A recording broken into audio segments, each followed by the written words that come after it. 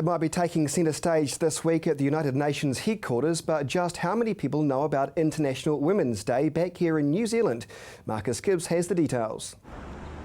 International Women's Day is celebrated on the 8th of March every year. This global day connects women around the world and aims to inspire them to achieve their full potential. It celebrates the collective power of women, past, present and future. But in Christchurch, how relevant is this day? Well, for starters, some of the people I spoke to didn't even realise the significance of yesterday. Relevance?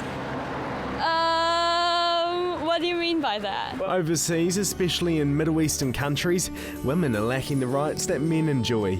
Saudi Arabia and the Vatican City are the only two countries in the world where women can't vote. In New Zealand, women have been enjoying this privilege for more than 120 years. We were the first country to allow women to vote in 1893. Saudi Arabia also forbids women from driving, swimming or to go anywhere without a male chaperone. Harsh conditions, right? Here in New Zealand we've got it good.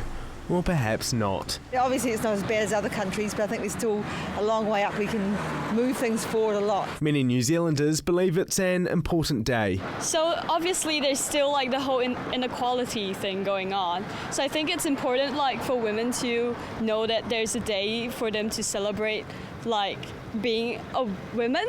I do love my husband, but he does have the wrong opinion sometimes. You put him in his place? I do put him in his place. I think it's still good to celebrate women's rights and everything. New Zealand was one of the first countries to accept that. So it's pretty cool that they still do it in 2015. So what are some of the suggestions as to what still needs changing? Pay equality, I think, would be a good start. I think also better support for women in terms of better daycare subsidies so women can go back to work more easily. In terms of the world, I don't think we're making enough money as men. Like some people say men get paid more, but a lot of men do a lot of harder jobs sometimes as well. Ariel is studying mechatronics engineering and is one of only 3 girls in her class of 38. She says the gender gap is still in place. It's always surprising to see how surprised someone is when they hear that you're a girl and you're doing engineering. They're like, oh, isn't that like a guy's field? And you're like, what? No, it's not. So there you have it. International Women's Day is still relevant in New Zealand. Granted, it was mostly all women who spoke on the topic, except for 1 or 2 males. Yesterday I was so hungover, I don't have a clue. There's a slight gender gap out there, but I mean it's closing, so which is a good thing. As they have a special day, he's suggesting women have the upper hand. Yeah, I guess it's not really equality. If we do have to have a day to recognise it, then, we should have a men's day as well. Whereas this lady is completely against the idea of International Women's Day altogether.